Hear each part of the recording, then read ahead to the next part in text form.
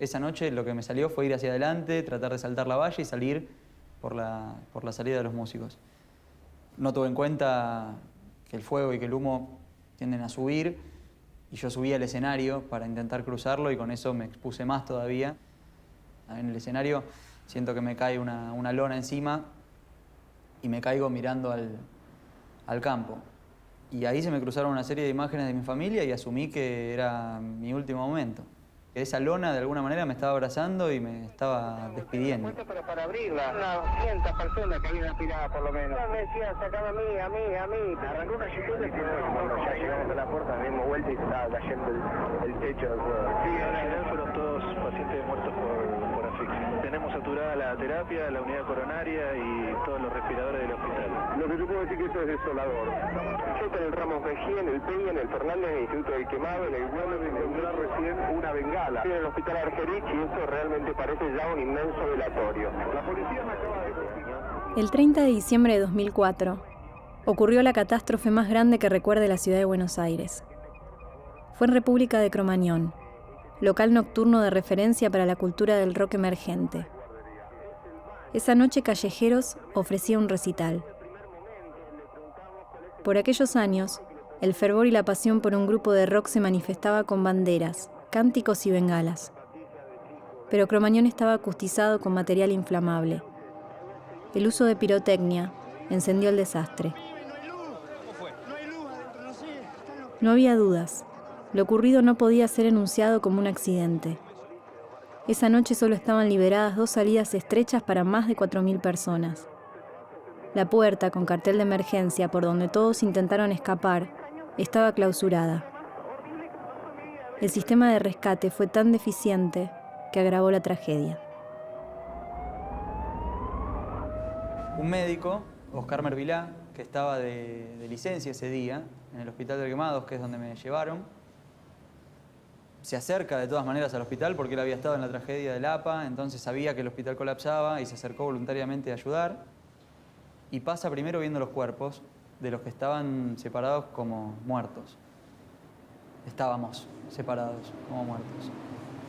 Y dice que cuando pasa por delante mío, él ve una especie de luz sobre mí. Y él vio esa luz y se acercó, me chequeó los signos vitales y vio paro cardiorrespiratorio, indicio de muerte cerebral, digamos, todos los indicios de que estaba muerto, que es por lo cual me habían separado con el resto de los cuerpos. Y sin embargo confió en esa luz y empezó a bolsearme manualmente, 2 horas, 3 horas. Y a la tercera hora dice que vomité 2 tarros gigantes negros de lo que había respirado, de lo que tenían los pulmones. Y a partir de esa reacción, que era inconsciente de todas maneras, me llevaron a terapia intensiva y empezó todo el proceso de posible recuperación. Hasta el momento ni existía esa posibilidad. Yo de esto obviamente no tengo ningún recuerdo. 169 los muertos reconocidos oficialmente por el gobierno de la ciudad de Buenos Aires. No hay guardería, es el baño. Estuvimos con una enfermera que estuvo trabajando desde el primer momento. Le preguntábamos cuál es el momento más difícil que le tocó vivir. Nos hablaba el momento en que ingresó un chiquito de 3 años fallecido. Hay una zapatilla de chico, de nene, de 8. Hay días después de la noche del 30 que los tengo en blanco, día y noche los tengo en blanco, no. Una de las últimas cosas que recuerdo es cuando lo encontré en el listado a Matías en el Hospital Durán. Y ahí se me borró todo. Recuerdo que después de Cromañón veía algunas noticias y decían, se lo buscaron ellos, que hicieron los padres que no sabían a dónde van sus hijos. Y hasta en algún momento me llegué a creer de que soy un padre que no supo cuidar a su hijo. La verdad, en algún momento me lo cuestioné, pero en realidad somos una sociedad que trata de ocultar ese tipo de cosas y tiene este tipo de reacción. No quiere ver lo que pasa y tiene este tipo de reacción. Entonces, creo que desde ese lugar somos una sociedad inmadura todavía. No sabemos valorar la vida humana. 31 es el día que paso todo el periplo con buscar a mi hijo, encontrarlo, perderlo, toda una historia. Me pasaron tantas cosas de todo tipo, con los distintos protagonistas oficiales con los que tuve que enfrentarme en una circunstancia como esa, que es ser partícipe de un hecho así, que se te muera tu hijo, que esté en una morgue, que vaya al cementerio, que haya que reconocerlo, que haya que ir a la policía, que haya que hacer trámites. Y digamos que en el lapso de 2 jornadas se concentraron todos los vicios argentinos en su máxima expresión. Ahí se vio todo el elenco de la góndola de la estructura corrupta del país era en Cromañón, ¿no? Todos los procedimientos. Y de la imagen del 30 me queda una Plaza 11 muy solitaria y brillante, como si hubiera llovido. Me acuerdo haber cruzado como en diagonal. Mi hijo tenía 21 años. Y era como en blanco y negro, con el piso brillante de lluvia. Y es más, cuando llegué a la esquina, y ahí donde está la estación de tren, después yo me di cuenta. Pero era como un páramo, porque no había gente ahí. Estaba solitario, obviamente no pasaban los autos. Pero de esa parte me quedó una idea rojiza. Así como el blanco y el negro de la plaza, en esa esquina me quedó una imagen como teñida de rojo. Es muy raro, no había llovido ese día. Hacía mucho calor, además, me parece. No había llovido ese día. Fue una imagen rara. Después de ese periodo de nada que había sentido, estoy en otro lugar. Aparezco como en un micro, donde si fuera por comodidad me hubiese quedado. Y sin embargo insistía, decía, yo quiero volver a mi casa, quiero volver a mi casa, quiero volver a mi casa. Y en un momento desaparezco de ese lugar y aparezco en otro. Aparezco en la casa de un muchacho que tenía la camiseta de excursionistas y un tatuaje de Callejeros, que ahí ya mi cabeza se ve que empieza a atar algunos cabos, porque Callejeros había tocado en Excursionistas unos días antes, yo había ido, y me decía, vamos a ver a Callejeros. Yo le digo, ¿cómo vas a ir después de lo que pasó? Y como que no entendía. Y me dice, bueno, está bien, no vayamos, pero hacemos lo que quieras. ¿Qué querés hacer? Y yo le insistía, quiero volver a mi casa. Bueno, pero eso no podés. Y le volví a insistir. Yo vuelvo a tomar conciencia el 15 de enero de 2005. Y con el paso de los días me van contando un poco la reconstrucción de la historia. Pero previo a ese despertar, hay un último momento en este micro. Vuelvo al primer lugar, a la primera vivencia, y estoy otra vez ahí, pero como en la habitación, acostado. Y a la cabecera había una de estas hippies que estaban ahí adentro, que era muy parecida a mi vieja, acariciándome y diciéndome por primera vez, si querés volver a casa, quédate tranquilo. Se quédate tranquilo y vamos a volver a casa. Y yo me quedaba tranquilo y sentía que tenía la garganta a punto de explotar. Y hablando con ella después me contó que el último día ella estaba a la cabecera de la cama, acariciándome la cabeza y diciéndome esto, que si quería volver a casa que me quede tranquilo. Yo con 3 tubos metidos en la garganta, una cámara, un tubo que limpiaba los pulmones y un respirador. Nada.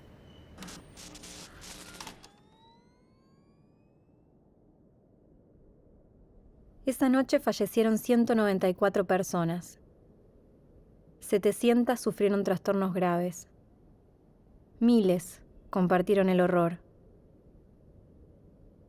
Desde entonces, sobrevivientes, familiares y amigos comenzaron su incansable búsqueda de justicia.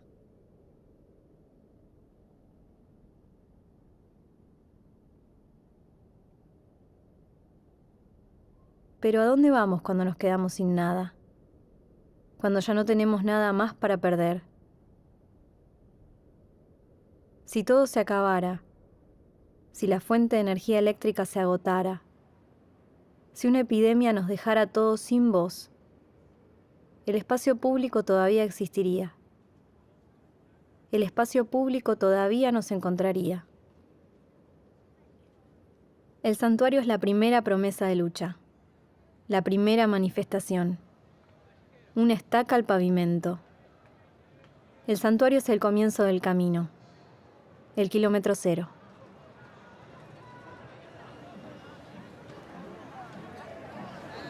Hoy esa señora soy yo. Mañana esa señora puede ser cualquiera, porque para estar de este lado, en este país que vivimos, se necesita solo un minuto. En un minuto se puede andar con una foto colgada.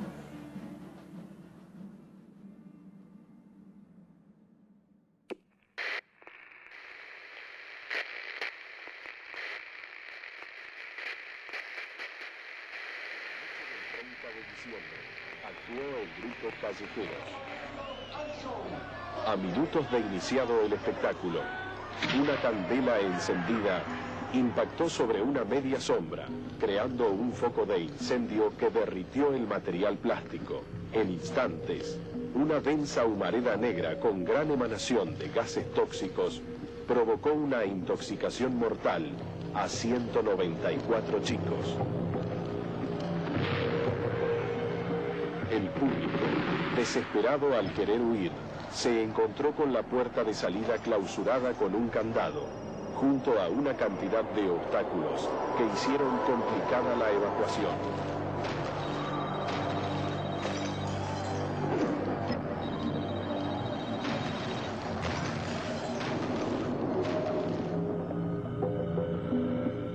Así era Cromañón.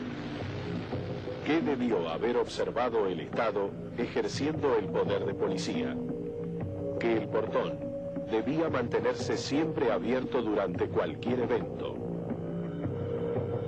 Los 9 metros de la entrada debían mantenerse constantes hasta el ingreso al salón. Sin embargo, se angostaban 5 metros. Una barra para consumo de bebidas, no declarada en los planos, angostaba aún más la circulación. Una escalera de hormigón armado obstaculizaba el paso. La media sombra en el techo está prohibida por su alta carga de fuego. Una salida alternativa estaba clausurada con cadena y candado. En el entrepiso, según plano de habilitación, figura una ventana de 28,5 metros. Estaba tapiada. Las columnas debían tener pintura fluo.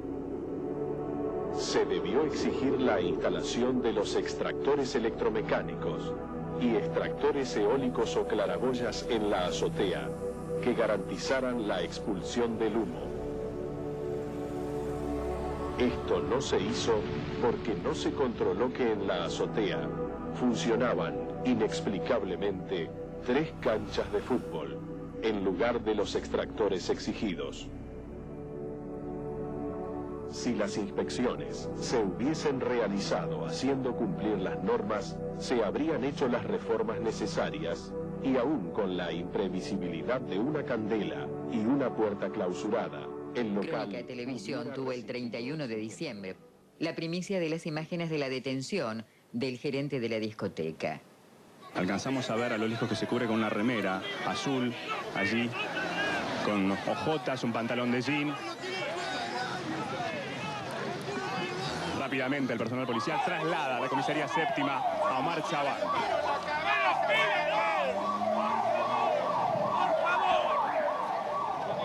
La policía está trasladando a Omar Chabán, el empresario dueño de la discoteca que ardió en la madrugada y que dejó como saldo cerca de 200 víctimas. Es ingresado de esta manera entonces con la cabeza tapada aquí a la comisaría séptima. Desde el 97 al 2004 hubo varias inspecciones. Cuando vos entrabas al local, hay cosas estructurales que no son de ayer, son de cuando se hizo, que no pueden existirle. Bueno, 1997, 1998, 1999, hasta el 2004. ¿Cómo entraron esos inspectores y cómo se fueron? Y entraron sin plata y se fueron con plata. Así es fácil. Se fueron con plata. Entonces eso pudo funcionar desde 1997, las veces que funcionó antes siendo el reventón, etcétera, adornando a toda la estructura. Ciudad de Buenos Aires, Policía Federal y bomberos, porque en su momento compraron certificado. La típica construcción de la corrupción a la que estamos lamentablemente tan acostumbrados. Uno dice siempre, el Estado está ausente. En realidad, Cromañón se produce porque el Estado presente cobraba el Estado presente hacía que Ibarra hubiera desactivado una cantidad de inspectores, un sistema de inspección, hubiera sacado, porque él sabía que estaban coimeando, entonces quedaron poquitos, entonces no pudieron cubrir, entonces fue un día y al otro día no pudo ir. Es decir, el Estado estuvo presente para que pasara Cromañón. El Estado creó una trampa mortal, porque el hecho de que ese lugar estuviera con una habilitación vencida y sin que nadie se diera cuenta de eso, ¿sí? El Estado ahí te crea una trampa mortal. Les tocó a nuestros chicos. Podía haber pasado cualquier día en cualquier otro lugar a cualquier otra persona. Yo no podía hacer nada para que Cromañón no pasara. El que tiró la bengala tampoco, porque esa noche había un cortocircuito y Cromañón se incendiaba del mismo modo. Y así todo, si hubiera tirado la bengala, el techo era ignífugo, las salidas de emergencia funcionaban, las luces, no habría pasado. Entonces yo creo que esta es la clave básica entre diferencia entre culpabilidad y responsabilidad. ¿Quién podría haber hecho algo real para que Cromañón no pasara? Si se hubiese hecho un operativo como la gente, se hubiese salvado muchas vidas. Mi hijo, por ejemplo, salió vivo del local. Estaba en la vereda, los amigos lo encontraron tipo 11:30 de la noche. Y estaban buscando desesperadamente una ambulancia para trasladarlo al hospital y no había. Y a las 12 menos cuarto lo subieron a un ómnibus de la línea 68 para llevarlo al hospital Ramos Mejía. Y en el hospital Ramos Mejía aparentemente no le hicieron ninguna de las terapias para, digamos, reanimarlo. No funcionó el tema de la red hospitalaria.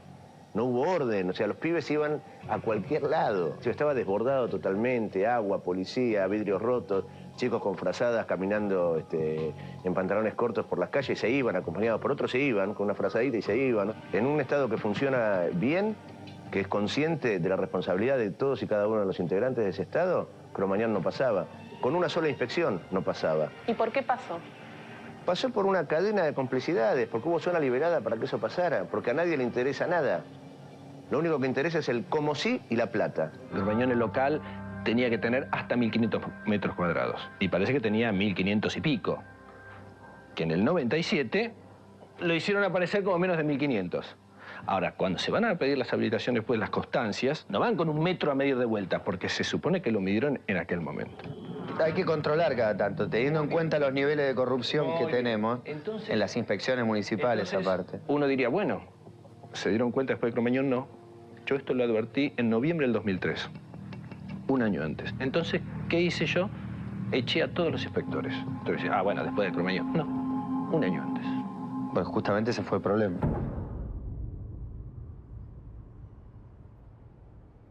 A ellos le tocó perder un hijo, a mí no. Yo, bueno, a Natalie la tengo, pero la tengo distinta. Y yo me acuerdo de la imagen de Natalie bañándose, sacándose el negro que tenía, porque no la habían bañado antes, porque estuvo en terapia intensiva, y sacándose todo ese negro y llorando y diciéndome por qué. Y ahí fue cuando la vi y dije, Natalie está desnuda de cuerpo y alma. La dejaron desnuda de cuerpo y alma. Ahí me planteé, no, tengo que estar al lado de los padres que perdieron los chicos y tengo que estar al lado de los chicos que sienten esa pérdida y esa culpa, las culpas de los sobrevivientes de seguir existiendo, de que el novio se te vaya, o que sientas que, como dice ella, que la mano se ablanda y que lo escuchaba Martín decirle nata, nata, nata. Y esas cosas realmente yo no las perdono porque no tienen derecho a que un chico tenga que padecer por esas cosas. Hubo un gran sector que quiso como criminalizar a los sobrevivientes, como si esa noche como si hubiéramos ido todos en masa a suicidarnos porque éramos unos negros que nos gustaba el rock y que no podíamos y no teníamos la capacidad de pensar. Tal es así que yo creo que la mayoría de la gente no sabe, por ejemplo, que el 30% de los chicos que falleció esa noche fue por salir y volver a entrar a buscar amigos o a gente que ni siquiera conocían. Lo que se siente es que eso le pasó solo a esos que fueron a ver esa música. Pero a mí no me va a pasar, o a mi hijo no le va a pasar, porque mi hijo no es así, no es como me No es como esto que decía este relato, ¿no? No le gusta el rock, no va a ir a tirar bengalas porque mi hijo es un pibe consciente. Entonces esto hace que generes empatía o no. Lo primero que nace en ese momento como maniobra mediática es... Había una guardería. Ese gran invento siniestro, pero ya instalado desde el primer momento, ¿no? Como para colocar a las víctimas en otro lugar. O sea, que permita al que no participó quedarse tranquilo y ponerlo a otro lado. No, yo no soy así. Yo no llevaría a mis hijos.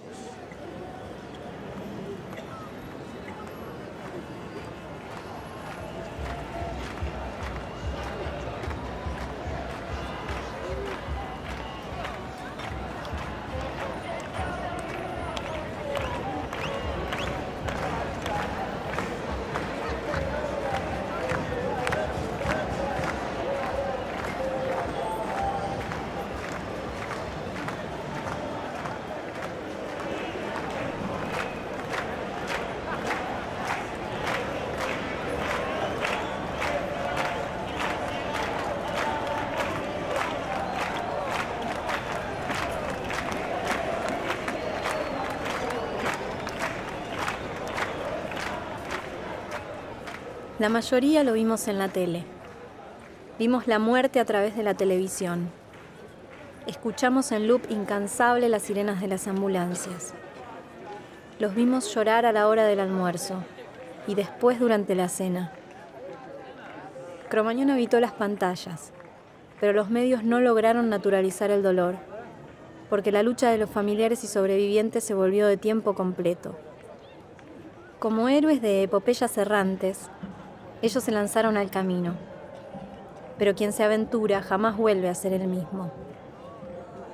La injusticia no tenía nombre, pero sí una emoción particular, el dolor de no haber tenido tiempo de despedirse del ser querido. Y yo soy una víctima más de Cromañón. Afectó mi cuerpo tanto que me produjo un cáncer, un tumor que me cubre todo el abdomen y que parece un embarazo, pero lamentablemente no lo es. Pero la voy a pelear. Si bien me ha tocado muchos órganos, la voy a pelear y le voy a ganar a la muerte. Porque Lynn no quiere que yo me encuentre con ella todavía. Tengo que criar a su hermanita y tengo que seguir la lucha. Y además no estoy sola. Estoy con todos los padres que me apoyan, con todos los familiares y con todos los amigos que están acá.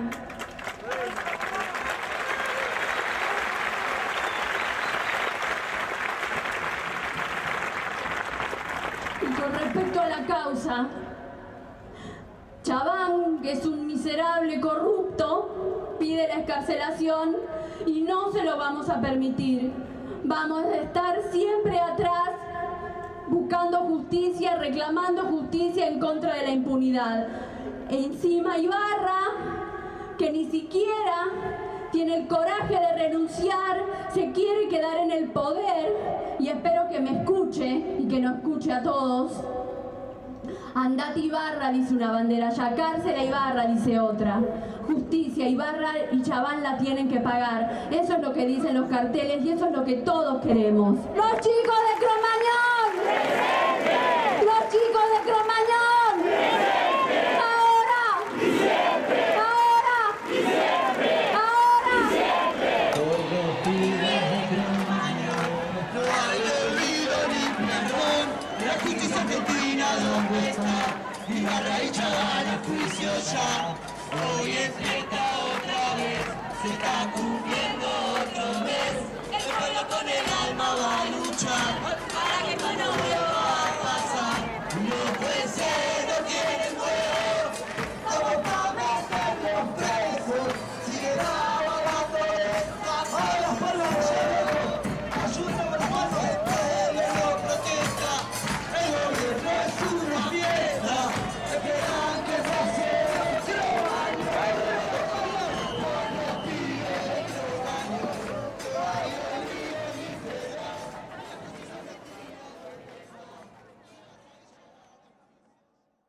Acá estoy en varias presentaciones de La Murga. Gracias, mamá murguera.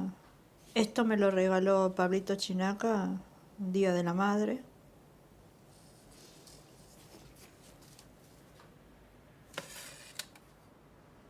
A Pablo le gustaba mucho la murga. Cuando estaba con sus amigos de Matadero, él le decía, vamos a la murga, vamos a la murga. Y todos los amigos le decían, déjate bromar, Pablo, con la murga. Y yo lo veía en el comedor que saltaba, ¿viste? Entonces un día, revolviendo papelitos, encontré este dibujo. Y se los mostré a los chicos. Y él dijo, sí, tiene que ser nuestro estandarte. Entonces, y lo tengo acá.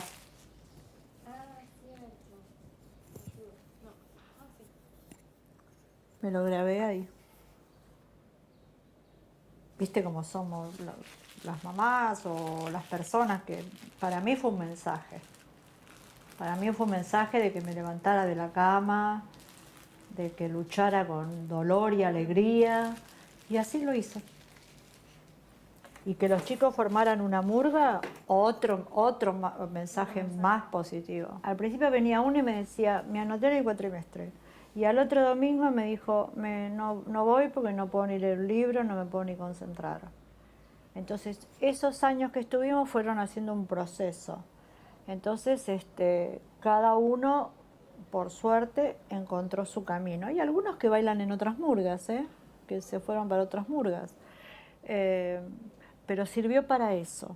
Sirvió para el primer momento encontrarnos, reunirnos, charlar, reírnos, llorar. La lucha no es locura. La impunidad enloquece. Acá lo que está lo que le gustaba a Pablo, Bob Marley, acá es lo que yo pienso, arte igual a libertad, y ahí está la gloriosa academia. Y acá está Marley y acá está la Argentina. La Argentina que nosotros queremos, no la Argentina que...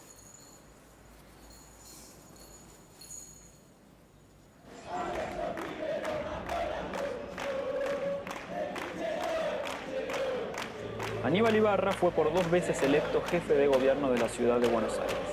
Después de Cromañón, su estrella cayó y fue apuntado por los familiares como responsable directo de la tragedia. Fue interpelado y luego suspendido en el cargo. Ahora espera un juicio político que puede terminar con su carrera. Era local de bailable clase C, en los cuales se podían hacer bailes y se podían hacer recitales.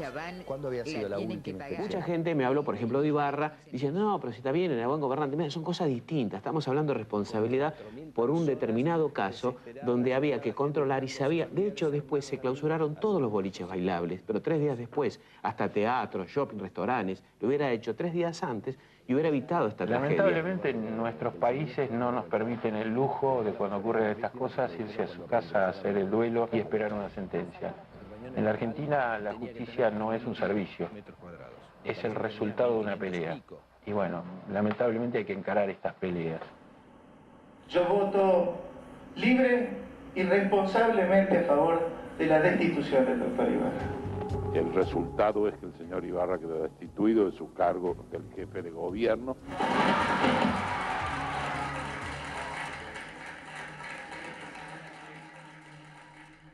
A pesar de la ilusión breve de triunfo y justicia, ya podía olerse el gusto amargo que dejan estos procesos. Después de cualquier cambio que pueda conseguirse sobre los cuidados reglamentarios, prevención de catástrofes, asistencia a las víctimas, después de todo, los hijos no vuelven. El sistema que propicia que las injusticias ocurran no cambia lo suficiente. Las familias de Cromañón todavía tenían mucho por recorrer. Su lucha guardaba las mismas contradicciones que otras luchas sociales. El Estado que permitió la tragedia es el mismo que la juzgará y aplicará las condenas. Indudablemente nos convertimos en actores políticos, porque hemos provocado cambios que antes nunca habían sucedido. ¿Sí? Digamos, sacar del cargo por todos los mecanismos democráticos, creo que no hay antecedentes en el país. Sacar de un cargo a un funcionario ejecutivo, ¿no? del poder ejecutivo. A pesar de no ser político militante, ni partidario, ni de, digamos, estar afiliado a ningún partido político, yo en Aníbal Ibarra siempre confié como político. Entonces yo no quería ir en contra de Aníbal Ibarra. ¿Sí? Y eso tiene que ver con una cierta ideología. ¿Por qué no? Si el que hizo y deshizo con todos los cuerpos de control y fiscalización fue él, no otro. ¿Por qué no Aníbal Ibarra? Cromañón lo que me marcó y lo que sí me dejó bien claro es que hay responsabilidades mayores a otras, que en un primer momento me costó, que una cosa es lo personal y otra cosa es lo institucional, y que cuando las instituciones te fallan, estás a la deriva, salvo que te comprometas para hacer que esas instituciones cambien. Entonces el compromiso de alguna manera nace a partir de ver la falencia en las instituciones y la desconfianza hacia las instituciones, y ver que las instituciones actuales, independientemente de la democracia como el mejor sistema político que hoy conocemos, necesitan ser mejoradas. Nos empezamos a dar cuenta de todos los vericuetos que había atrás de todo esto, ¿no? Y el título fundamental era corrupción. No fue una tragedia, no fue algo que pasó porque alguien tiró un 3 tiros solamente, sino que además de eso había atrás de todo una impunidad y una corrupción que nos hacía abrir los ojos y decir, bueno, algo tenemos que hacer. Desde el 19 de agosto del año pasado, el Tribunal Oral en lo Criminal 24 juzga a los acusados por la tragedia. Todos ellos están acusados por el delito de estrago doloso seguido de muerte y cohecho, porque la justicia sospecha que la policía recibía dinero para relajar los controles respecto de la discoteca. Por esta tragedia hay 15 imputados, entre los que se encuentran el empresario Omar Chabán, integrantes de la banda Callejeros, ex policías y ex funcionarios de la ciudad de Buenos Aires. ¿Cuál es el grado de responsabilidad de cada uno de los implicados? ¿Quién pudo haber evitado esta tragedia? ¿Existieron coimas a policías, bomberos y funcionarios de la ciudad? Yo nunca creo en los juicios penales, sigo no creyendo. El motivo por el cual a mí me parecía que había que estar en el juicio penal, primero era porque para una gran cantidad de las familias ese lugar era importante. Entonces, disgregar el movimiento porque algunos pensaban otra cosa, la verdad que no.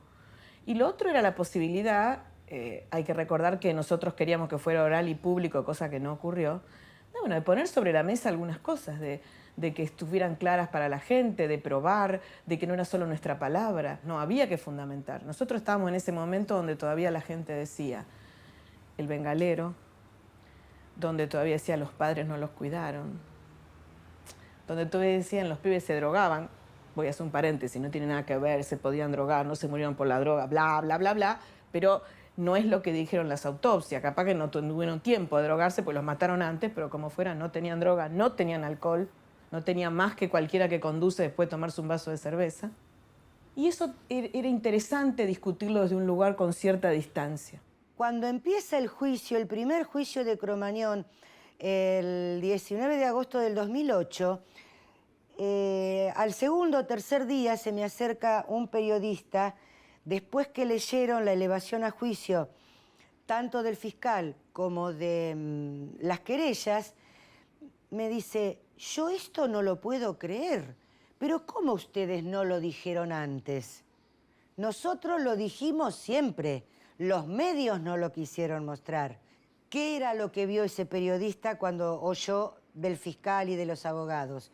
El desastre que era el local de Cromañón, la connivencia de bomberos, policía, de inspectores gobierno de la ciudad, de toda la ausencia de los cuidados. Pero eso estuvo siempre dicho por nosotros, pero se empezó a mostrar a partir del 2008, cuando empieza el juicio. Lo que queríamos era conocer la verdad de todo lo que pasó y los responsables, porque esto no fue hecho a propósito obviamente, pero los responsables sean enjuiciados, sea quien sea.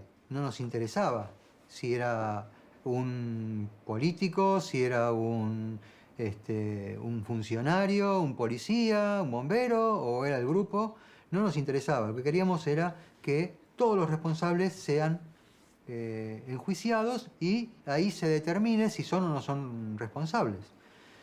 Nosotros pensábamos, por lo que vimos, por lo que escuchamos, por lo que nos comentaron, de que Callejeros era responsable. Los músicos arreglaron con Chabán que en Cromañón podía entrar mucha cantidad de gente. Prácticamente no había límites de gente. Por eso fue que eligieron ese lugar también. De esa forma, ellos obtenían más ganancia que la que obtenían si lo hacían en otro lugar. Y de esa forma, junto con el pago a los policías para que pueda entrar toda esa cantidad de gente, ellos, digamos, dan cuenta de que fueron fueron cómplices, fueron corruptos y fueron coorganizadores del evento, y que lo que primó fue la lógica de ganar más guita y no tanto cuidar a su público. Para mí no son asesinos, no se levantaron diciendo nosotros vamos a matar tanta cantidad de gente. Estábamos ahí y les tocó a ellos. A mí me duele muchísimo lo que le pasó.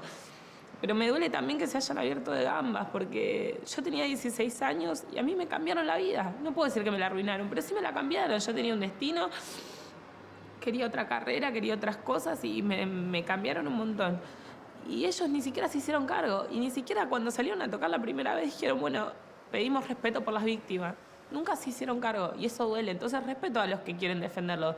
Pero también deben respetar que los padres y los sobrevivientes que no estamos de acuerdo con eso, no estamos de acuerdo porque tenemos motivos fundados. Los bomberos que estuvieron en Cromañón la noche de la tragedia desnudaron ante el tribunal las dificultades que debieron sortear para socorrer a las víctimas. A nivel personal uno no le imputa el hecho de la abnegación y de la entrega de estos hombres, pero desde el punto de vista de medios, de capacitación y de instrumentar un sistema de emergencia tal para estas características, eso quedó claro que no se cumplimentó. Ellos mismos lo ponen en duda. Sus descripciones fueron más allá de las carencias humanas. Operaban con linternas comunes compradas por ellos y tampoco contaban con instrucción para reconocer el tipo de humo que se desprendía del techo. Todos víctimas, ningún responsable. La realidad mostró, compartiendo el mismo espacio de la calle, a algunos de los protagonistas. Los padres y su impotencia, Fontanet y los fans de Callejeros.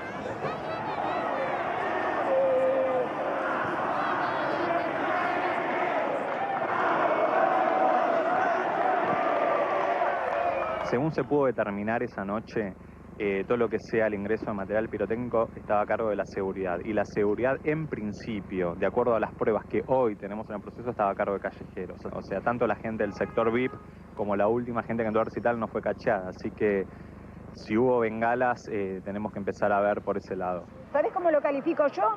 Como un lobo con piel de cordero. Este es Argañarás.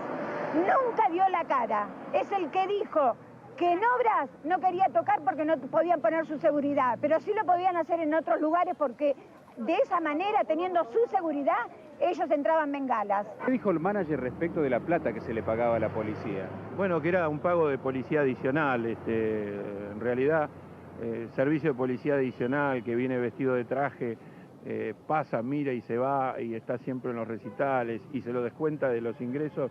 Yo no conozco mucha policía adicional de ese tipo, y menos que se la incluya como policía y esos 100 correspondan a cada 500 personas en exceso que entran, ¿no? Con lo cual no reconoció en ningún momento que se pagaran coimas en consecuencia. Bueno, si lo hubiese reconocido era una confesión, dudo que eso lo iba a hacer, ¿no? El punto central del juicio gira alrededor de los funcionarios públicos, porque para nosotros Chaván y Villarreal, el caudal probatorio existente en contra de ellos es abrumador. ¿Por qué no declaró hoy? ¿Por qué no declaró? Nadie va a declarar porque primero tenés que escuchar los testimonios. Es un absurdo ahora declarar cuando van a venir, no sé, 200, 300 testimonios. Hay que primero escuchar qué es lo que están diciendo. Tiene que todavía recopilar de alguna manera más información para rearmarse y contestar estos testimonios, esto siempre. Por supuesto. Después hay determinadas estadísticas que vamos a hacer, que son importantes, sí, pero esto hay que ver cara a cara los testimonios. Primero, testimonios que habrán dicho una cosa y hay que ver cuando vos le preguntás qué piensan. Por ejemplo, ¿por qué iban a recitales de bengalas? Porque yo creo que el público es culpable. No sé por qué el público es una especie de María Teresa de Calcuta. La bengala es una casualidad que haya sido una bengala. El local está hoy tal cual, una bomba de tiempo. El local tenía, pero elementos combustibles, de hecho, la instalación eléctrica. La instalación eléctrica era cualquier cosa. Cromañón había tenido 3 incendios antes del mismo año, y los incendios, uno de ellos no había sido por una bengala. Pudo haber sido una bengala, pudo haber sido un cortocircuito, cualquier cosa era. Y además, ¿cuál fue la bengala que impactó? ¿Impactó dónde? Impactó en media sombra, espuma, o sea, cosas que, si el local hubiese cumplido con las reglas, y se tiraba una bengala, la bengala no encendía un incendio, no daba inicio a un incendio. Entonces estaba todo preparado con una mecha para que vos vengas y la prendas. Era eso, Cromañón. Los sobrevivientes declararon en medio de un silencio casi religioso. Reconstruyeron el drama en primera persona y revolvieron la herida en los deudos, que siguieron los relatos aferrados a los retratos de las víctimas. Con matices, los 4 testimonios coincidieron en que la mayoría de las puertas estaban cerradas. El detalle de un cúmulo de fallas técnicas habla de la desidia de los controles y del nulo apego a las normas de seguridad de quienes gerenciaban el local. Otro perito aclaró que la media sombra es muy combustible. Si fue colocada después de la habilitación, se tuvo que haber detectado en la inspección anual de bomberos. Y si se colocó antes, no se tendría que haber habilitado el lugar. La puerta de emergencia sí tenía candado, tenía un alambre, pero aparte tenía una imposibilidad física de abrirse, que es que se trababa contra el piso de abajo. O sea, que esa puerta era... O sea, salvo que, bueno, finalmente los bomberos se la pudieron abrir, para los chicos hubiera sido... Y fue imposible poder salir al exterior por esa puerta. O sea, esa puerta era... Y con un cartel de salida arriba, que no nos podemos olvidar, que era lo que atraía al público a salir por ahí, lo llevó a la muerte, eso es indiscutible. Pato Fontanet acusó a uno de los jóvenes fallecidos de tirar siempre bengalas cuando iban a verlos. Y en realidad lo que decía Fontanet es que tiraba bengalas, lo cual no lo es culpa a él, y además es bastardear el nombre de un fallecido sin que éste se pueda defender. Me hizo acordar mucho cuando dijeron públicamente que mi hijo había tirado la bengala. Son recursos bastardos de gente que tiene un nivel de ética similar. También se hizo público que los 6 músicos de Callejeros, más el escenógrafo y el manager de la banda, reclaman una indemnización de 9.300.000 pesos. Demandaron al Estado Nacional y a la Ciudad de Buenos Aires porque se consideran damnificados. Daños han tenido, pérdidas han tenido. Eso es meramente comprobable. Y esa primera actitud estuvo dada en decir, el Estado, y todo lo que ha venido ocurriendo y pasando en el expediente lo viene a corroborar, es el culpable de estos daños y estos perjuicios. Una banda liderada por Patricio Fontanet volverá a los escenarios en Córdoba. También tocaron en el Cosquín Rock durante febrero de 2007, en el Estadio Orfeo en agosto de ese mismo año y en Villa María, además de volver nuevamente al Orfeo durante el año 2008. Si fuera el padre o el abogado de estos chicos, diría, muchachos, no lo hagan. Es una falta absoluta de respeto cuando están siendo juzgados por estrago doloso y el juicio se está sustanciando en este momento. Es muy fuerte. Callejeros volver a tocar, Callejeros volver a estar arriba de un escenario, los jóvenes... Bueno, a ver, si Callejeros vuelve a tocar y mi hijo se murió viendo a Callejeros y mi hijo no está en ese recital, es como... Es muy fuerte, o sea, que yo sienta que ahí me reencuentro con Lautaro, bueno, está bien, pero puedo sentir lo contrario también. Puedo sentir, ahí no está mi hijo, que esto es tremendo, y esto sigue, ¿y cómo sigue? Digamos, también está esto, y por eso Callejero es más fuerte que cualquier otro tema. Que Callejero vuelva a tocar es muy duro, es durísimo. Para algunos debe ser hasta inaceptable, más allá de si Callejero incluso es culpable o no culpable. Digo, ponete en ese lugar, tu hijo murió yendo a ver a Callejero y Callejero sigue tocando. Cuando decimos callejeros inocentes, que lo decimos, no lo decimos desde el lugar de fanáticos, porque por mí que Callejeros no vuelva a tocar nunca más. Pensamos que lo que ocurre cuando se culpa a Callejeros es, no estamos viendo por qué pasó Cromañón realmente. No estamos analizando cuáles fueron los actores que intervinieron y cuáles pudieron haber hecho algo real para que Cromañón no pasara. Entonces, garantizamos que Cromañón se repita. Es porque todavía hay un Estado que siente que puede no cumplir su función de controlador porque no le pasa nada. Por primera vez, desde aquel 30 de diciembre de 2004, el Tribunal Oral número 24 permitió, a poco de conocerse la sentencia, el ingreso de fotógrafos y periodistas al boliche República de Cromañón.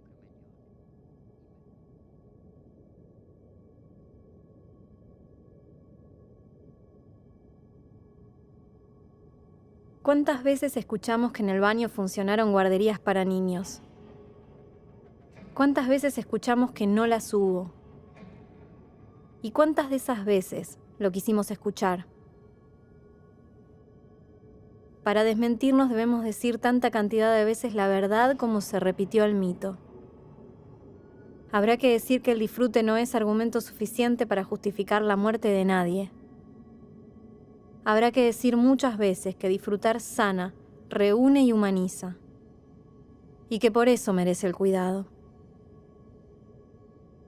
Habrá que decir que la negligencia es peligro de muerte y que la corrupción nos destruye.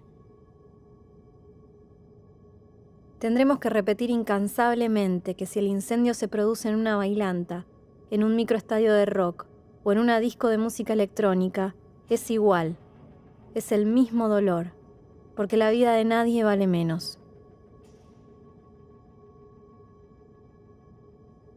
Tendremos que repetir hasta encontrar la metáfora que nos dejó fuera del mundo.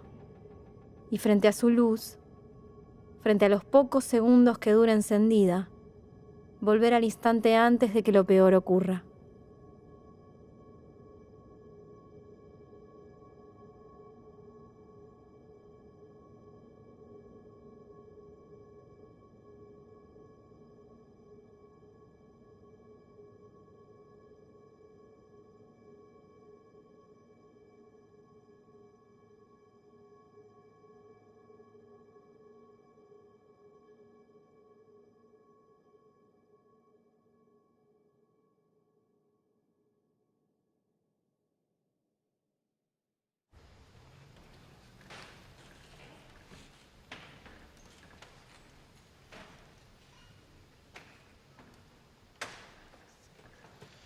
El tribunal resuelve condenar a Omar Emir Chaván por considerarlo coautor penalmente responsable del delito de incendio doloso, calificado por haber causado la muerte de 193 personas y lesiones a por lo menos 1.432, en concurso real con el delito de cohecho activo en calidad de autor, a la pena de 20 años de prisión, accesorias legales y costas. Condenar a Diego Marcelo Argañarás a la pena de 18 años de prisión. Condenar a Carlos Rubén Díaz a la pena de 18 años de prisión. Condenar a Fabiana Gabriela Fisby. Condenar a Ana María Fernández, 2 años de prisión. Raúl Alcide a la pena de 1 año de prisión, cuyo cumplimiento será dejado en suspenso y costas. 10º, imponer a Raúl Alcide Villarreal el cumplimiento necesario y secundario, que fuera materia de acusación por el beneficio de la duda, costas por su orden. 12º, absolver a Patricio Rogelio Santos Fontanet, Eduardo Arturo Vázquez, Juan Alberto Carbone. La verdad que fue una cachetada muy grande. La primera impresión es que, bueno, a Chaván todo y al segundo de él nada. A Argañarás todo y a Callejeros nada. Y a los funcionarios, y bueno, 2 años, como para dar algo. Nosotros sabíamos que la lucha no terminaba hoy, que la justicia hoy era una señal. Y la señal es absolutamente contradictoria, en todo caso. Es una señal que nos dan para seguir la lucha, no para abandonarla, justamente. Así que acá estamos en la calle. Los familiares de las víctimas esperaban que se condenara a Callejeros y que las penas contra los exfuncionarios públicos porteños fueran mayores. Es una injusticia total, que es decretar la impunidad en este país. ¿Tiraban desde arriba? Eso nos tiraron desde arriba después de escuchar la absolución de Callejeros. Por eso es que los padres también nos pusimos mal. O sea, la absolución no la esperábamos, pero también esta provocación es... No puedo hablar más, perdón.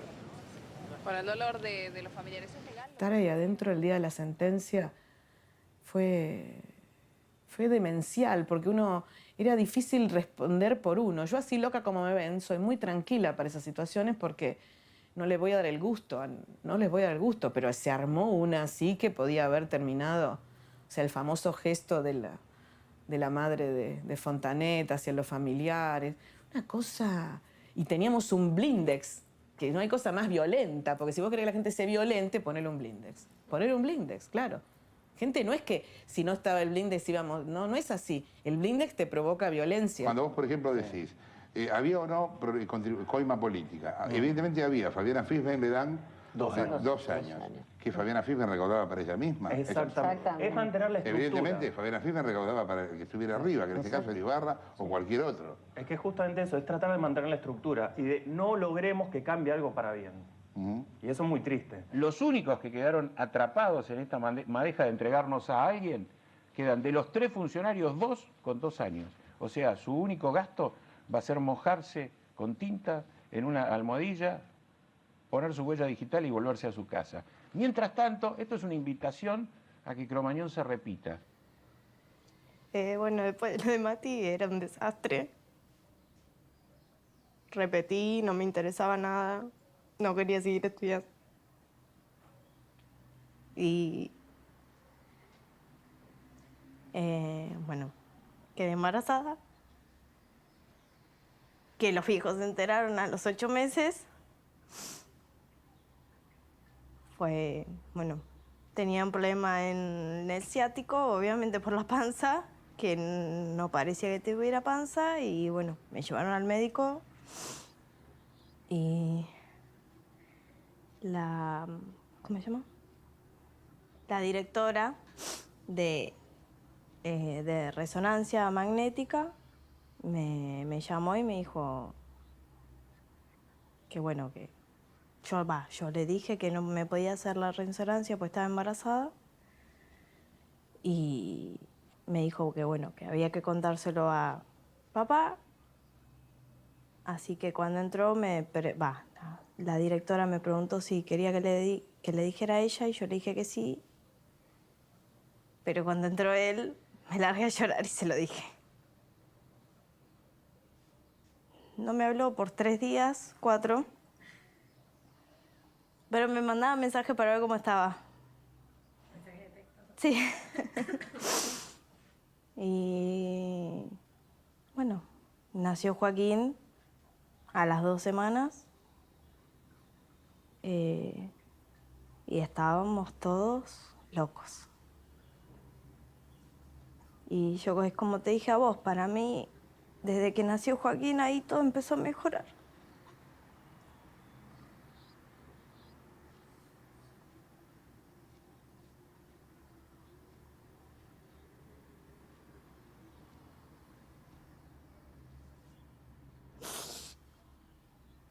Sí. Para mí él llegó para sacarnos a todos de un pozo en el que no podíamos salir.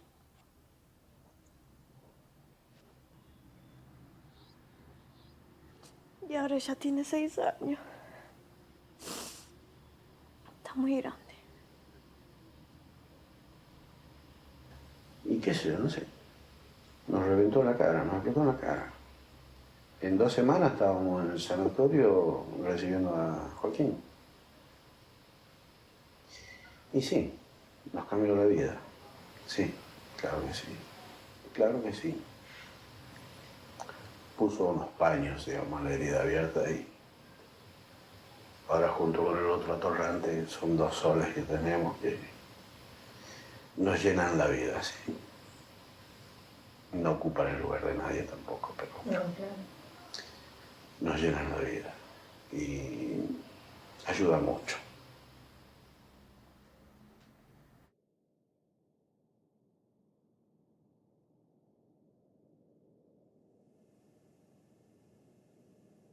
Entonces veo toneladas de papel de distinta procedencia, cientos y cientos de apuntes, anotaciones en servilletas, en cuadernos de espiral, impresiones en ambos lados de la hoja, notas, actas, folios, informes, documentos legalizados y en fotocopia, cantidad de revistas, kilos de diarios, folletos, panfletos, stickers, pins, trípticos, dípticos, cassettes, VHS, pósters. Una montaña de cosas que atestiguan causas penales y civiles, sumarios administrativos, expedientes, fojas, acciones, escraches, material incriminatorio, denuncias, dictámenes, sentencias. Pero también poemas, canciones, cartas de amor y promesas. 194 pancartas y sus incansables reproducciones. Las columnas de un santuario. Montículos de banners, carteles, pasacalles, banderas sin mástil, estandartes de plástico, de caña, de madera, muchas zapatillas blancas de todos los talles. Murales, rosarios, remeras, flores, 10 árboles de Navidad y sus adornos.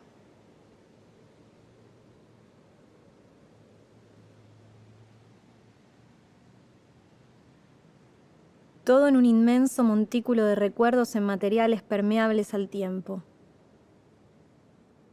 120 marchas y sus residuos. Una decena de días del padre. Otras por igual del Día de la Madre. El Día del Niño.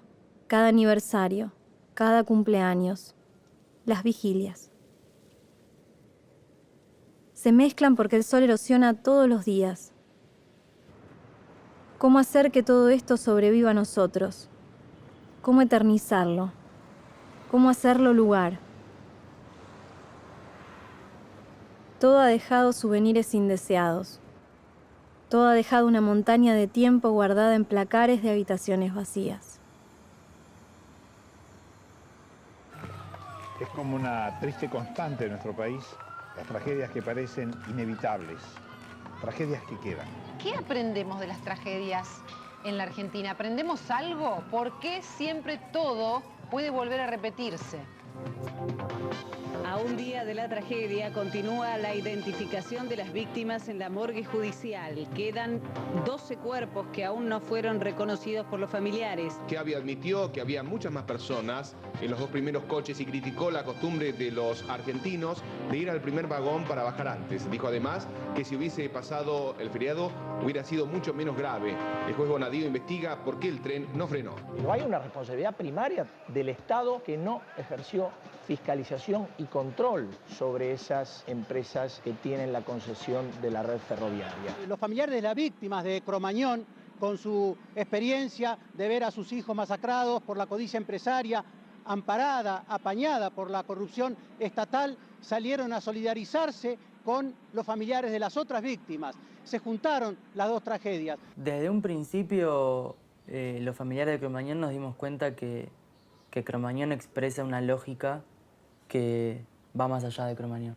Entonces, lo que nosotros siempre decimos es que si vos pones al servicio de la corrupción a funcionarios que buscan acumular poder político, y si vos ponés al servicio de la muerte a empresarios que solo piensan en maximizar su ganancia sin cuidar a la vida de las personas, va a pasar Cromañón, va a pasar el choque de un tren, van a pasar inundaciones y van a pasar cada una de las masacres humanas que sabemos que son evitables y que cada vez que suceden nos revuelven las entrañas porque es obvio que se podía evitar.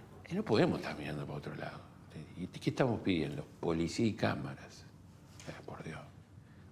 ¿Qué va a hacer? La policía y las cámaras van a evitar, me van a asegurar que mi hijo va a volver vivo después de haber viajado en subte en la ciudad de Buenos Aires, que no haya habido un incendio en el medio de dos estaciones, viajado en colectivo, que vaya a saber en qué condiciones, o viajado en un tren. Al día de hoy, la estructura de Cromañón está en miles de lugares, viva. La estructura de corrupción sigue viva, más cara, y hoy hay más blindaje para la clase política que en aquel momento. No sé si esto es una deficiencia de la justicia o de la concepción de justicia o un problema de enfermedad social, ¿no?, que tenemos, que hace que toleremos estas estructuras corruptas y estemos hablando de inseguridad, en vez de hablar del real problema que genera la inseguridad.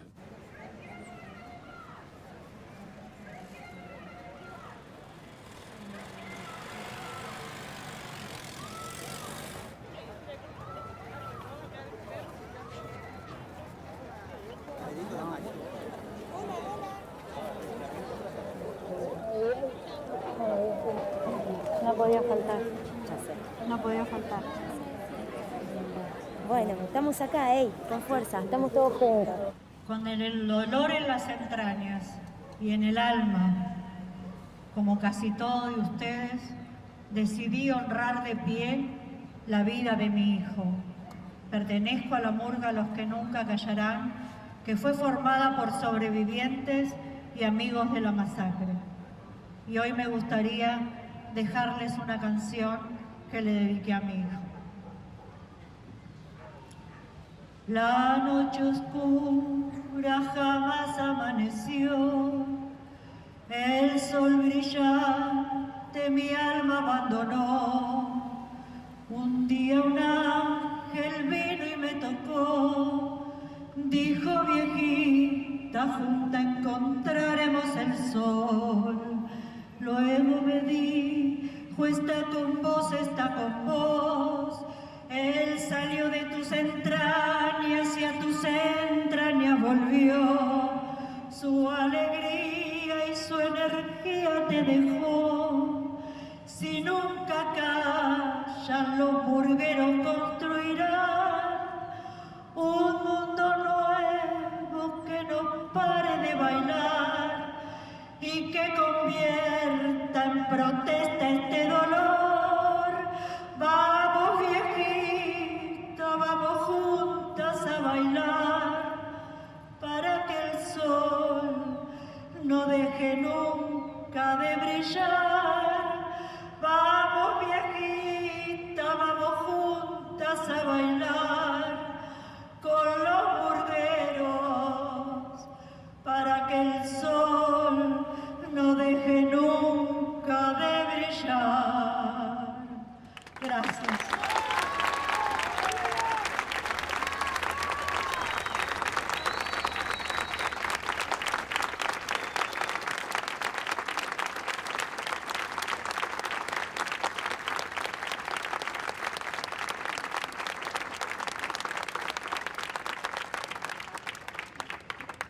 Bueno, chicos, ahora comienza una charla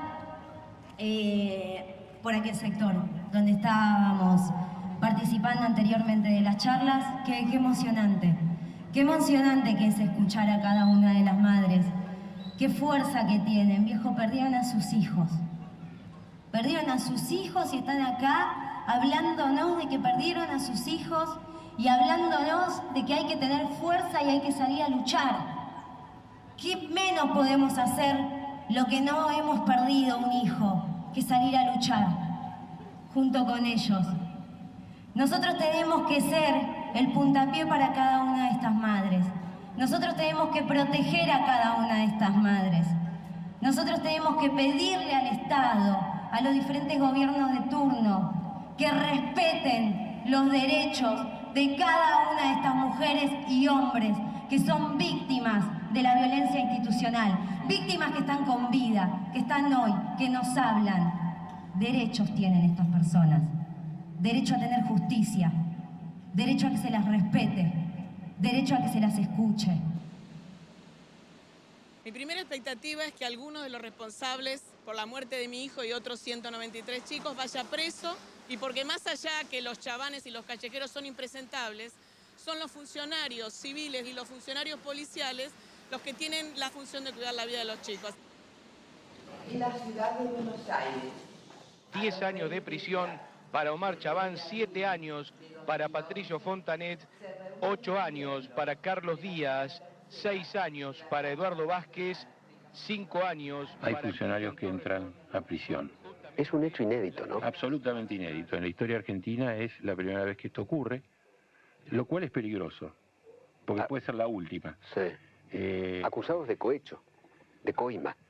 Los que están condenados por coima son Callejeros y Omar Chabán, claro, y el subcomisario. Lo que es importante destacarlo, porque cuando los chicos, que bueno, yo los comprendo, pero no comparto lo que dicen, tratan de exculpar a Callejeros. Ojo, Callejeros está condenado por cohecho. Claro. El cohecho es coimear, no es tocar. Claro. Pongamos las cosas en su lugar, ¿no? Claro. Y han coimeado para que lo que ellos sabían que eran infracciones no se persigan por la policía. Para que alguien haga la vista gorda. Exactamente. El problema es que las vistas gordas tienen costo y la corrupción genera muerte. Para la justicia llega, al fin llega, completa digo, porque en estos años hubo justicia. Hubo varios juicios y hay que no se los recuerda, pero hubo 2 juicios de bomberos.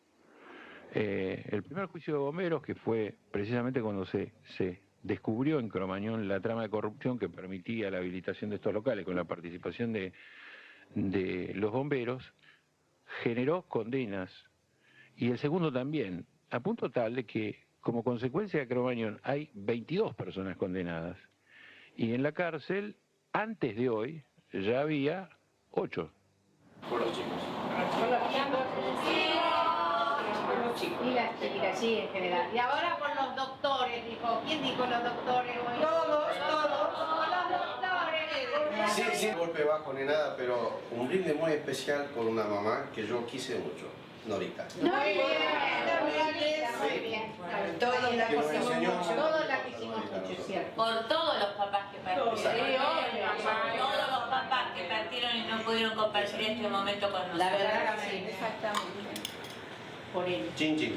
Chin, chin. Los hijos no van a volver. Pero tenemos la tranquilidad de que no quedó impune una misión cumplida. Sí. Alegría ninguna. Tranquilidad. Porque también es cierto que hay un punto de inflexión actualmente.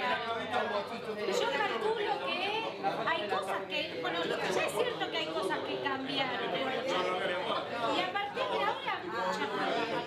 Sí, algunos se van a cuidar un poco más. Somos pocos los hechos sociales, así como Cromañón, donde se puede probar el delito de la coima. Sí, yo lo que creo que... O sea, no sé si hay otro hecho así, digamos, donde se puede probar el delito del cohecho. Yo lo que creo, Arturo, es que más allá de las penas, si son pocos años, si están en la cárcel o si la ponen en el psiquiátrico, si se quedaron 50 o 100 afuera por la prescripción, a mí la sensación que me da es que, bueno, uno puede decir acá, impunidad no hay. No. Con tantas personas muertas, con tanta trascendencia desde lo social y desde lo institucional, donde, bueno, necesitas que haya una condena y que sea penal como es esta. Sí, bueno, yo creo que eso es lo importante. Ahora, es la primera vez. Dentro de 3 años cuando empieza, o dentro de 2 años cuando empiezan a salir con libertad condicional, lo que me parece que no hay que sentirse mal, al contrario, hay que sentirse bien. La cárcel no va a servir, ellos no van a cambiar. Lo importante es que en el conjunto lo que hoy tenés es una situación de no impunidad. Ese tipo de casos yo creo que no es solamente un problema de la Argentina. Situaciones así es muy difícil. En el mundo esto es muy difícil llegar a que se determine que haya responsables. Seguramente hay gente que está afuera que es más responsable de los que están adentro. Seguro. Siempre. Pero bueno, eso es imposible lograrlo. O sea, yo creo que lo importante es que, bueno, que el hecho haya quedado no impune. Hubo un avance judicial importante en cuanto a que haya funcionarios condenados. Hay que ver si eso se sostiene, porque todavía queda una instancia de apelación y es probable que eso se dé vuelta. Pero de todas maneras, me parece que lo que se debería haber reformulado, y en lo cual creo que gran parte del movimiento Cromañón, esté o no de acuerdo 100% con la postura de cada uno, ha promovido, y que es que se reestructure la forma de organización social. Lo que cambió es el precio de la coima, en vez de cambiar la estructura, de cómo se regula, de cómo se controla. Siguen siendo los mismos negocios en las manos de la misma gente o de allegados, pero de la misma lógica, los que siguen llevándose los beneficios de esta forma de organización, y también sigue siendo la misma gente la que termina sufriendo las consecuencias. Fue mucho tiempo de juicio y después, como no nos gustó la sentencia, fue a acompañar mucho las instancias de casación. Entonces, por un lado, creo que hay gente que se agotó. Hay gente que nunca más confió en la llamada justicia. Y hay gente que al revés, como dentro de todo algo pasó en la justicia, consideró que ese ya era su proceso. Que hay mucha gente que esa fue su experiencia de lucha y que eso queda como memoria, que no... Hay sobrevivientes que me dijeron, yo ahora estoy militando en donde les dé la gana, a mí no me importa, no es que necesito que militen por Julián, sino que se den cuenta que las cosas hay que cambiarlas. Y es mucha gente que le pasó eso, que me lo encuentro en otro lado, que está trabajando para que los vuelos de una compañía aérea sean otra cosa, o sea, por eso en un punto es un movimiento que se desarma y que también se transforma. Los papás y familiares de 11 siempre dicen que tomaron la antorcha que les dimos nosotros. Qué triste es que haya alguien para tomar esta antorcha, ¿no? O sea, Cromañón debió haber sido, como se reclamaba en el juicio político, un punto de quiebre, ¿no? Nunca más. o que no se repita como decimos nosotros, no. Se repite bajo distintas maneras, entonces hay que pensarlo socialmente esto. Nosotros necesitábamos el cuidado integral de un Estado presente, un Estado que nos acompañara y que demostrara que le interesamos más que para una foto. ¡Eso nunca sucedió! A las víctimas de hoy se las mató la corrupción enquistada en el poder. Murieron por la ambición enferma de dinero y poder de funcionarios y empresarios y sindicalistas corruptos. Murieron porque los negocios entre los ladrones y asesinos de despacho pudieron más que el respeto a la vida ajena. Murieron porque el valor de tenerlos con nosotros fue violado desde las esferas del poder, porque se decidió que los inocentes valían menos que una coima. No somos ni héroes ni ejemplos, somos un grupo de gente común, como cualquiera de ustedes, exigiendo ver que los responsables de tanto dolor paguen sus culpas. Seguimos manteniendo vivos a cada uno de los 52 en nosotros y en el pedido de todos los que nos acompañan. Vivos en nuestro reclamo, vivos en esta lucha desigual pero digna, vivos en cada uno de quienes creen que un país sano y justo es aquel en el que quienes causan muerte terminan presos y que quienes luchamos por la vida estamos juntos, aún con el corazón destrozado, pero con la voluntad y la fuerza intactas. Muchísimas gracias a todos por acompañarnos. Justicia, justicia por los muertos y heridos de ONCE. Justicia por los muertos y heridos de ONCE. Justicia. Justicia por los muertos y heridos de ONCE. Justicia. Claro que sí. Que se escuche. Que se escuche. Si no es acá, que se escuche. La práctica de recorrer las calles mostrando los rostros de los ausentes fue aprendida con el tiempo como la forma más dulce de exigir justicia. Los rostros se imponen transgrediendo el tránsito. Alguien los carga atravesando la más ancha de las avenidas. Los rostros son ojos luminosos, detenidos en los más hermosos años de vida. En sus fotografías podemos ver el tiempo que ocurrió desde que se han ido. La textura, el color y la fotogenia de esas imágenes congelan el instante en que aquellos jóvenes fueron plena energía.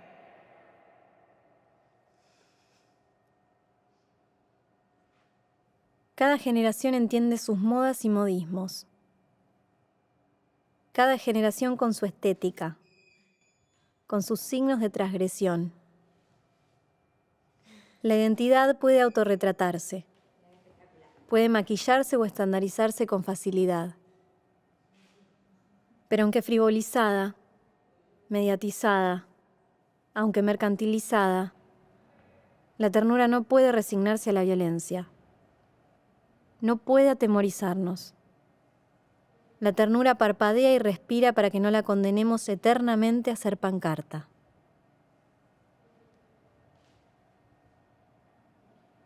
Empecé a escuchar la banda por mi novio cuando yo tenía 12 años recién.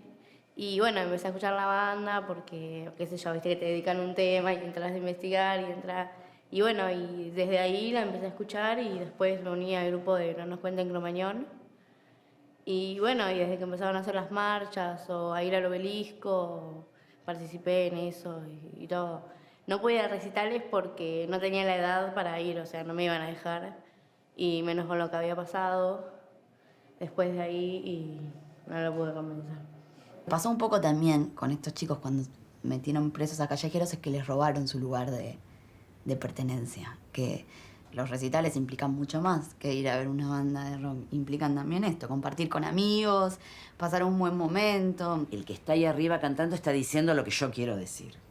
Entonces se transforma no solo en un lugar donde yo voy a escuchar buena o mala música, depende con lo que a cada uno le parezca, sino también se transforma en un lugar donde yo voy a decir lo que pienso, que además lo digo con el conjunto de todos los que están ahí, y ese es el momento en el que somos todos iguales. Si bien uno no descarta que Fontanet tenga ese lugar de referencia, de decir lo que los otros dicen, pero me parece que debería haber otros espacios y debería construirse otras referencias, pero eso también muestra un vacío social, un vacío de propuesta, de encontrar un camino, que no sé si pasa por la militancia política o por dónde, pero por lo menos seguro que desde ahí no se va a producir la transformación. Cromañón fue una cadena de responsabilidades, desde la banda, que mucha gente, y respeto a los que los defienden porque son fanáticos y eso se entiende y los defiendo.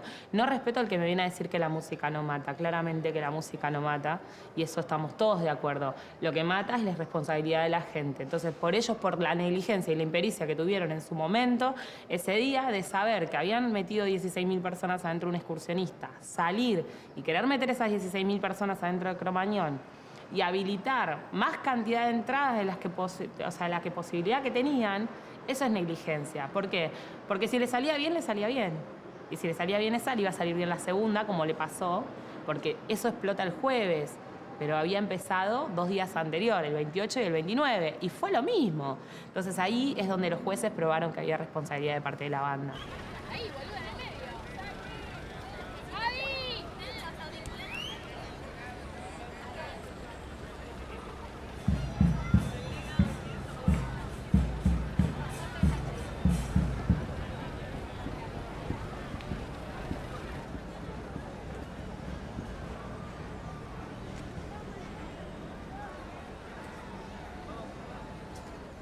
Depositamos siempre en la justicia el reclamo de verdad. La subjetivamos y jugamos a ponerle rostro. Pero cuando tras meses de investigación un mismo tribunal puede primero absolver y después condenar a los mismos imputados, la respuesta resulta arbitraria. Difícilmente podamos comprender quiénes deben cargar con la responsabilidad de Cromañón. Los debates se vacían. La justicia se vuelve ese lugar donde aprender a ocultar, donde institucionalizar la confusión. En definitiva, donde aportar al olvido.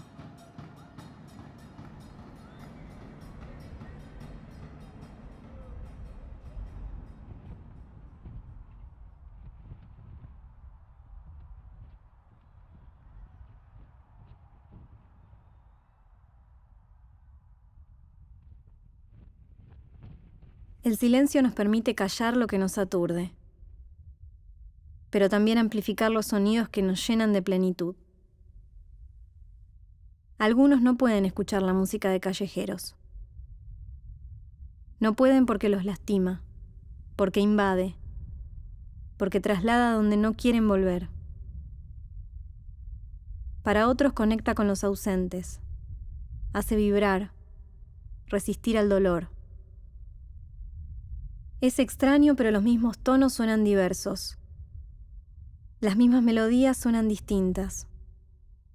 Por eso el silencio. Para que mientras miramos, después de saber, después de sentir, decidamos a quiénes comprender.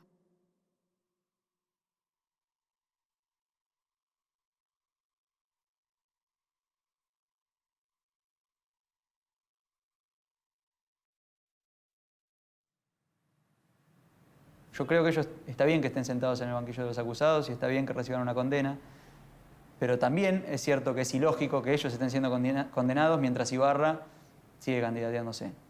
Me parece que eso es absolutamente ilógico y que el principal foco tanto de la causa como del reclamo popular debería ir hacia la responsabilidad que tenían los representantes políticos en ese momento, no solo con una destitución por un juicio político, sino también con la cárcel. El problema es que, de alguna manera, se lleva al basta de culpar a Callejeros una de las principales luchas, y yo creo que una de las principales tendría que ser que Ibarra esté tras las rejas, que el poder político sea responsabilizado, y no que las penas, si bien se sentó un precedente interesante con la primera condena de prisión efectiva a algunos funcionarios, queda muy chica.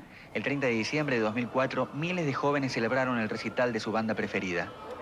Se escuchó en el juicio que alguien dejó entrar más gente que la que correspondía, que alguien cerró con candado y alambre una puerta para impedir entrar, pero que prohibió salir, que alguien recibió coimas para que un local así estuviese habilitado, que alguien no lo controló, que alguien convocó una fiesta de pirotecnia en un lugar cerrado y que alguien arrojó las bengalas.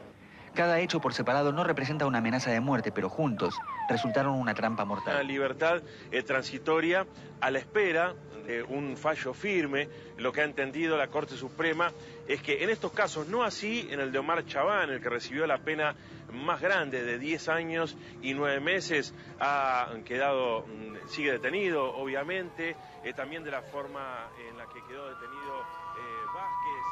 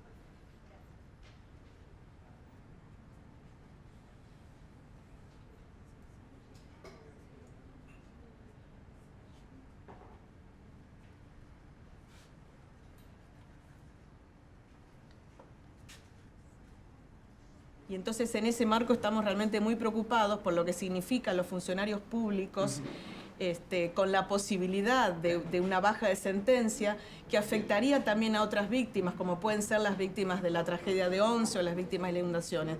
O sea que estamos preocupados no solo por nuestro propio dolor, sino por las consecuencias que tienen estos actos hacia la juventud y el conjunto del pueblo argentino. No fueron exonerados de sus delitos. Esto es un simple tecnicismo lo que lo deja fuera, ¿sí? Pero digo, con este tecnicismo el sistema judicial está armando otro Cromañón. No es justicia esto. Por supuesto que no.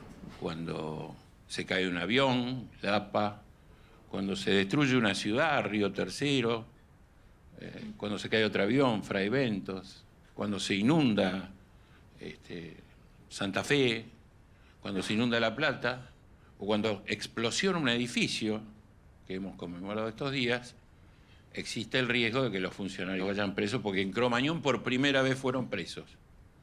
La Corte nos está diciendo, no, van presos por un rato, y si tienen buenos abogados e interponen un recurso extraordinario, en algún momento se los van a conceder. Lástima que el rock se ha olvidado de sus víctimas, ¿no? Porque el rock le debe una disculpa a las víctimas de este recital. No solo Callejero, sino el resto de las bandas. Así que esto es lo que va a pasar con Callejero. Un gran negocio, mucho merchandising, muchas remeras amarillas, como vinieron preparando.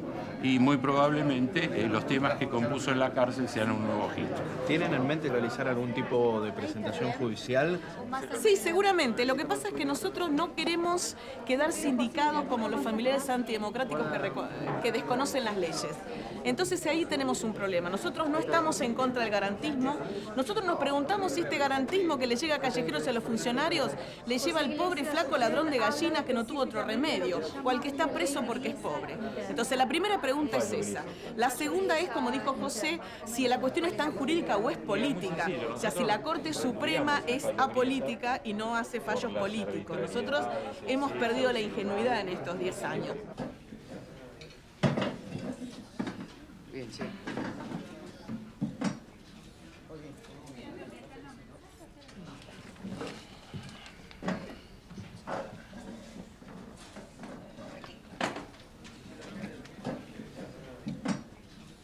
Creo que Cromañón no solamente a la ciudad de Buenos Aires, sino como Buenos Aires es la caja de resonancia de todo el país. Creo que a todo el país le marcó un hito, le marcó un mojón a raíz de esa noche fatídica. Es decir, después de Cromañón, todo lo que está mal es Cromañón. Sinónimo de que todo funciona mal, que no hay nada que funcione bien. No sé si eso es tan bueno o tan malo, pero creo que por lo menos hay una referencia a todo lo que no funcionó esa noche en Cromañón. Y remite a una idea de que lo que está mal y que Cromañón pasó porque todo estaba mal. No sé si es un triunfo nuestro eso, porque hay otras cosas que siguen estando igual. Y en realidad a mí me frustra la idea de que después de Cromañón haya seguido muriendo gente inocentemente y con muertes evitables como todas las que vimos después de Cromañón. Creo que es una pelea que todavía no termina y no sé si nosotros podremos terminarla.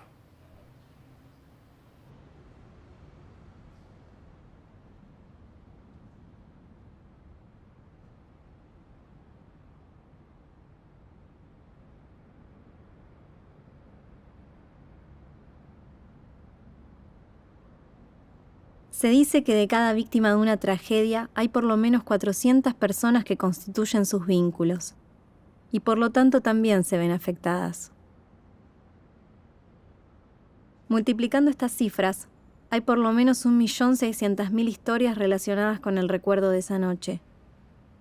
Para todas ellas diciembre es doloroso, sombrío.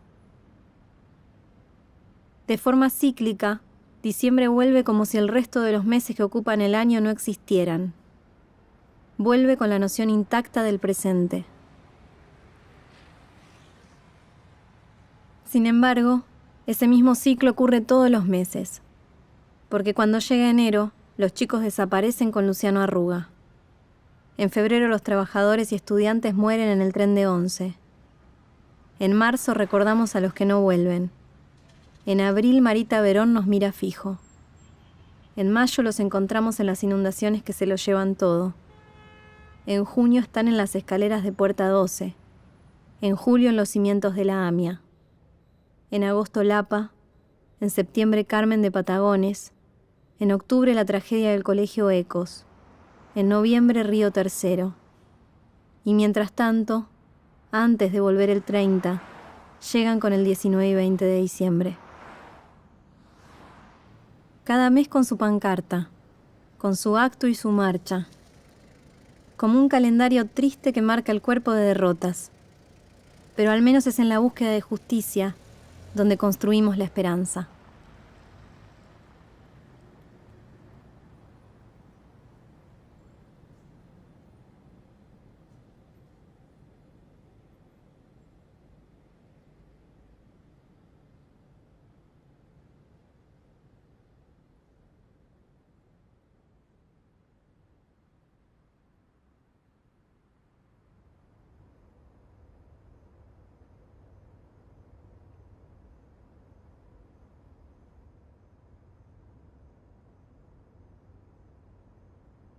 La noche oscura jamás amaneció, el sol brillante mi alma abandonó.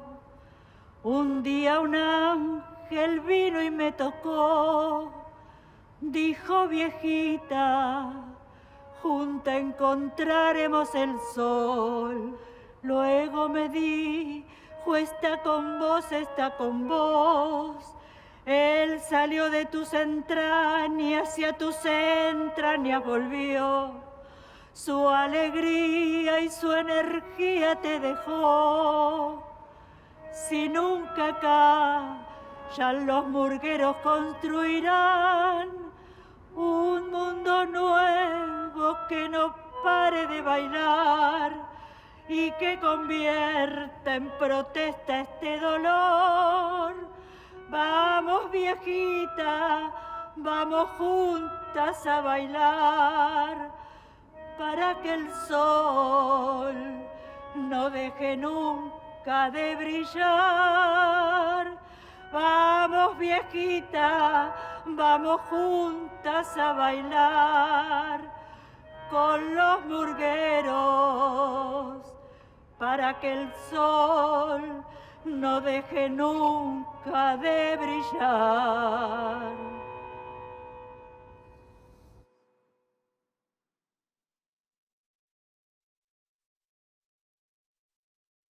Voy a despertar, no puedo creer que esto solo ha sido un mal sueño. Me quiero cambiar, ya ves su disfraz ahora me queda tan pequeño. Voy a caminar, aún no hallé lo que estaba buscando. No voy a parar de gritar si han callado a un hermano.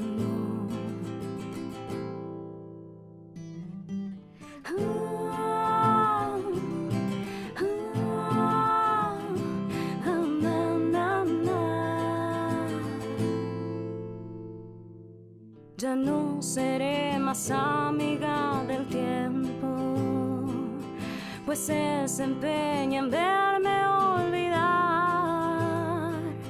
Te abrazaré como lo hacía el viento, aunque la lluvia es también no verte, aunque la lluvia es también no verte.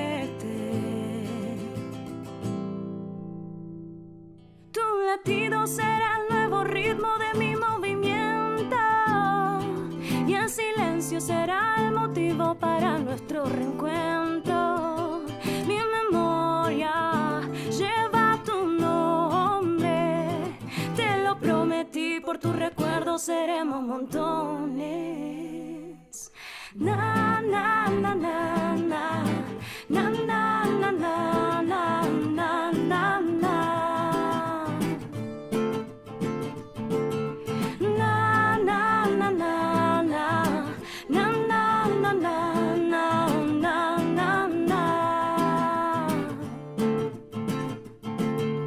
Todos quieren que calles, que pases la página y cruces el río, que el miedo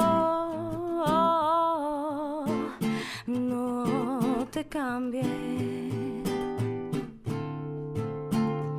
Desde pequeña